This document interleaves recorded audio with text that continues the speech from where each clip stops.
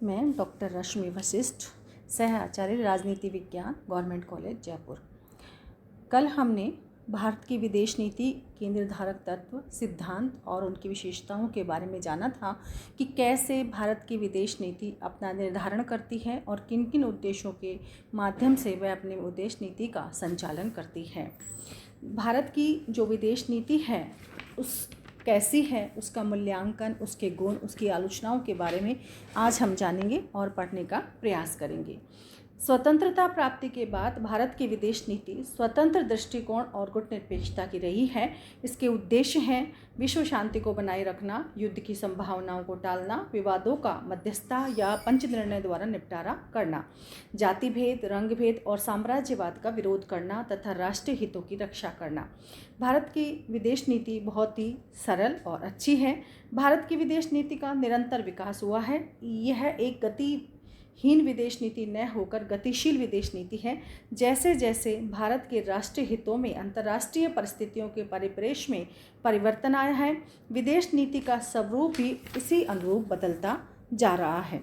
भारत की विदेश नीति की बहुत ज़्यादा आलोचना का शिकार रही है। इसके प्रशंसकों ने जहाँ इसकी प्रशंसा की है, वहाँ इसे सैनिक और आर्थिक दृष्टि से कमज़ोर होते हुए अंतर्राष्ट्रीय क्षेत्र में भारत का गौरव और प्रतिष्ठा बढ़ाने वाली, राष्ट्रीय हितों को पूर्ण करने वाली बताया है। और कुछ आलोचक इसे शांति का ढोंग करने वाली ऐसी विदेश नीति का चित्रण भी करते हैं। भारत की जो विदेश नीति है उसकी कुछ असफलताएं हैं, जैसे राष्ट्र हितों की सुरक्षा में भारतीय विदेश नीति असफल रही है। गोरवाला इसे इस दृष्टिकोण से देखते हैं। वे कहते हैं कि हमारी विदेश नीति विफल सिद्ध हुई है। हमारी विदेश नीति हमारे स्थायी और दूरगामी राष्ट्रीय हितों जैसे देशों की सीमाओं की रक्षा करने में समर्थ सिद्ध नहीं हुई है। बार बार हमारी सीमाओं पर युद्ध होते रहते हैं और हमें युद्धों का सामना करना पड़ता है। चीन और पाकिस्तान के द्वारा सैकड़ों वर्ग मील ज़मीन हमारी ले ली गई है। गुटनिरपेक्षता भी एक दिखावा मात्र है। वस्तुतः हम कभी अमेरिका की तरफ और कभी साम्यवादी राष्ट्रों की तरफ झुके हुए नजर आते हैं। दितांत की जो आज की विश्व राजनीति है उसमें ये गुटनिरपेक्षता की नीति की कोई अब महत्व नहीं रह गया है, क्योंकि शीत युद्ध समाप्त हो चुका है, गुटों की राजनीति पिघल चुकी है और दितांत की विश्व राजनीति का चयन हो चुका है। ऐसे में गुटनिरपेक्षता अब क्या महत्व या निर्धारण रखती है। भारत सोवियत संधि 1971 अगस्त में भारत सोवियत संधि की गई थी और विदेश नीति में इसमें निर्णायक मोड़ हुआ था। लेकिन आलोचकों का कहना है कि भारत की गुटनिरपेक्षता की नीति इस संधि ने अंत कर दिया है। भारत ने गुटनिरपेक्ष होते हुए भी सोवियत संघ के साथ संधि की है, लेकिन एक महाशक्ति के साथ संधि करके भारत अब अपने को इस संघर्ष तथा तनाव से दूर नहीं रख सकता है। मित्र और शत्रु को परखने में भी भारत की विदेश नीति असफल रही है। इजराइल ने प्रत्येक स्तर पर हमारा समर्थन किया, फिर भी पश्चिमी एशिया में हमारी नीति लंबे समय तक इजराइल विरोधी रही है। विदेशी आक्रमणों का बार बार हमें सामना करना पड़ रहा है। 1962 में चीन ने और 1948, 65 और 71 में पाकिस्तान ने और 1999 में पाकिस्तान ने और आज फिर वर्तमान में चीन के आक्रमण को हम देख रहे हैं। छुटपुट घटनाएं अभी भी होती रहती हैं। प्रवासी भारतीयों की भी उपेक्षा की गई है। भारत का प्रत्येक प्रवासी एक राजदूत के बराबर सिद्ध हो सकता है तथा भारत के राष्ट्रीय हितों में आत्मनियुक्ति सैनिक की तरह हो सकता है, लेकिन भारत सरकार उनके प्रति उदासीन रहती है। उसकी जो भेदभाव भारतीयों के साथ फिजी, वियना और गुयाना आदि देशों में किया गया और किया जाता है। सांस्कृतिक उदासीनता के शिकार अफ्रीका और लैटिन अमेरिका। गोरे देशों के प्रति हमारी सांस्कृतिक हीनता की भावना के कारण ही हमने अफ्रीका, लैटिन अमेरिका तथा एशिया की आग्नेय एशिया की भारी राजनीतिक उपेक्षा भी की है। भारत इन देशों में न केवल सांस्कृतिक स्वतंत्र का प्रचंड अभियान चला सकता है, अपितु अनेक देशों की अपनी ओर आकर्षित भी कर सकता है। नीति निर्माण की जो प्रवृत्ति है आलोचकों की दृष्टि में वो भी सही नहीं है। हमारे पास सारी दुनिया की सूचना जमा करने का एकमात्र माध्यम अंग्रेजी है। ये कैसी विडंबना है कि भारत, यूरोप, अफ्रीका या ईरान की घटनाओं में हमारे राजदूतों की नाक के नीचे घटती हैं और उनका विश्लेषण करने के लिए वे लंदन या न्यूयॉर्क के अखबारों पर निर्भर रहते हैं। इसका नतीजा ये होता है कि दुनिया के 3/4 देशों के बारे में भारत सरकार के पास जो सूचनाएं आती हैं वे इंग्लैंड और अमेरिका के चश्मे में से छनकर आती हैं। इसलिए हमें स्वतंत्र और निष्पक्ष राय बनाने में दिक्कत होती है। हाल ही में परमाणु प्रतिबंध संधि एवं सुरक्षा परिषद की अस्थायी सीट के लिए उम्मीदवार जैसे मुद्दों पर हमें करारी हार का सामना करना पड़ा था। हमारे नीतिकारों ने अपने प्रभाव एवं क्षमताओं का अंतर्राष्ट्रीय राजनीति के बदलते संदर्भों एवं शर्तों का उचित मूल्यांकन किए बगैर अड़ियल दृष्टिकोण अपनाया, जिससे हमारी छवि एवं साख पर प्रतिकूल असर पड़ा है।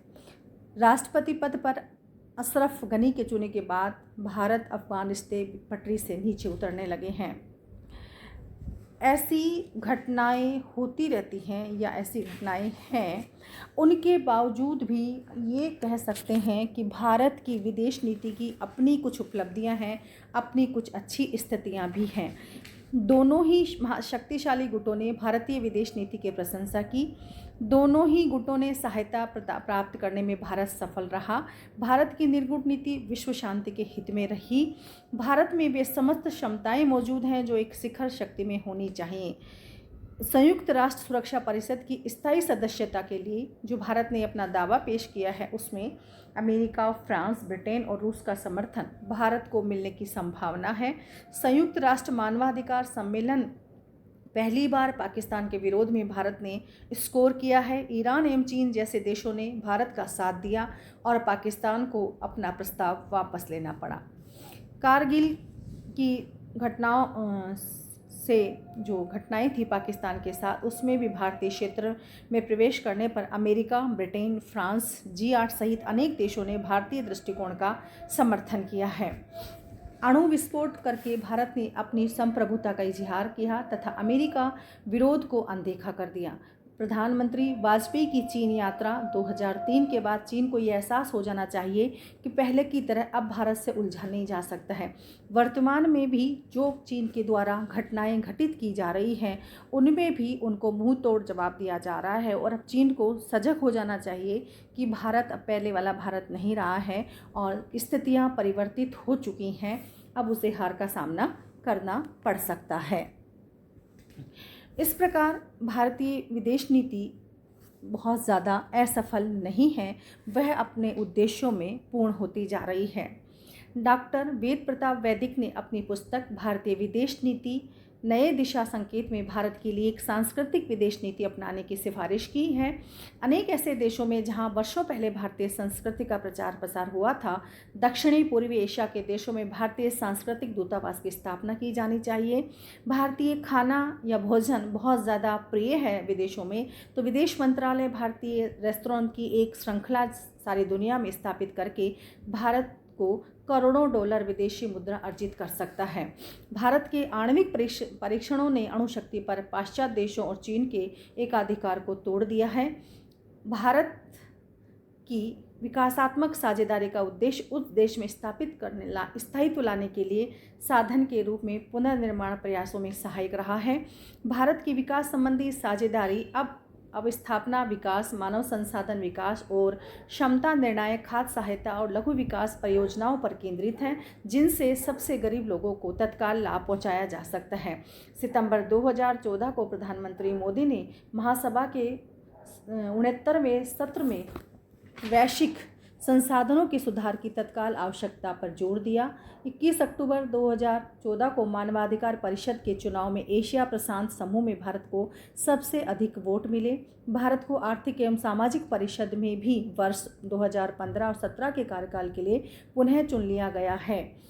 यह विदेश नीति का ही कमाल है कि एक और भारत के आर्थिक संबंध G8, G20, यूरोपीय संघ, आसियान एवं सार्क संगठनों के अतिरिक्त अमेरिका, रूस, चीन, जापान, दक्षिण कोरिया जैसे देशों के साथ तेज गति से बढ़ रहे हैं। वहीं दूसरी ओर भारत विकासशील देशों का नेतृत्व करता हुआ दिखाई पड़ रहा है।